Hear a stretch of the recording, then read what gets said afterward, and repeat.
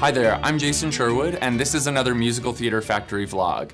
And today we're going to be talking about my set design for the upcoming Fifth Avenue production of Mamma Mia. When Bill Berry called me and asked if I wanted to design Mamma Mia at the Fifth Ave, I was immediately excited at the idea that we were going to create a new production of the show. I'd seen it on Broadway and I'd seen it on tour with my family, and we had an amazing time watching the show and experiencing it together as a group.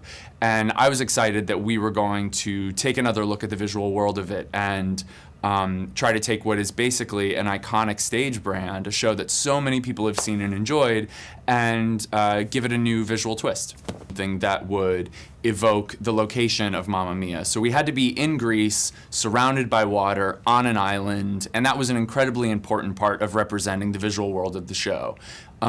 Historically, the show's been represented with the iconic white kind of stone and stucco Greek buildings and pathways.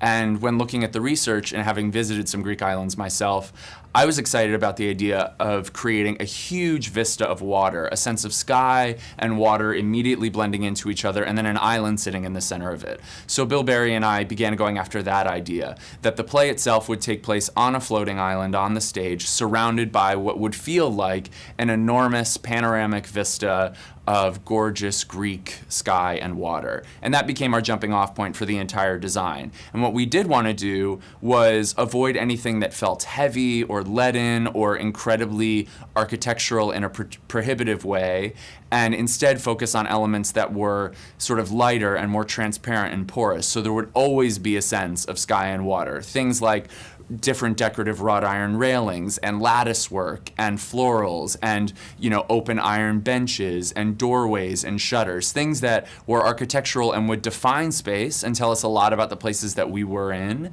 but would also give us an opportunity to never escape the feeling that you have when you're on an island like that there's water everywhere.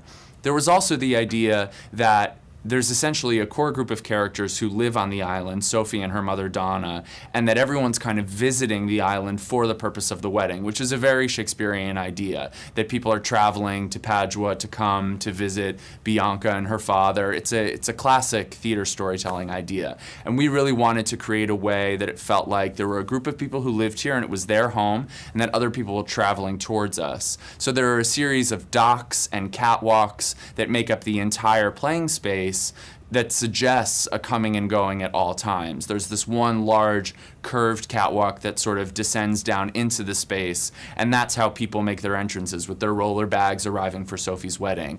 And that became an important idea, that there was a definition between people who lived there and people who didn't live there, and then watching them all arrive for the festivities, and of course the paternal whodunit of who's my dad. When you get a chance to reinterpret a show that's become iconic like Mamma Mia, I think there are sort of two responsibilities. And one is to come at it from your own vantage point, from your own perspective, with your own ideas. And then the other is to honor what people love about the show. This show, no matter where you do it, no matter with what set you do it with, is going to be hysterical and lighthearted and sentimental and a ton of fun for an audience to watch. And how you sort of make that happen on stage physically is up to the creative team. And so from the get-go, Bill Berry and I knew we wanted to do something a little bit different from what audiences had seen on Broadway and on tour and internationally for Mamma Mia. And I think what we've sort of gone after is a sense of evoking the physical place, but bringing it all back down to the essential elements and really making it about the characters and the people and this big, big sense that they're all existing in this utterly gorgeous kind of Greek vista for the entire duration of the play, and not so much getting mired down into there's a wall here and there's a wall here and there's a wall here. So we're trying to sort of go after the whole play with a bit more lightness. The other thing that we were excited to go after was that the playing space could maybe be pulled forward in the theater at the Fifth Ave. So the audience could in fact be a lot closer to the performance than maybe they typically are for other musicals that we've seen there before, and certainly the other two that I've designed on the Fifth Ave stage before.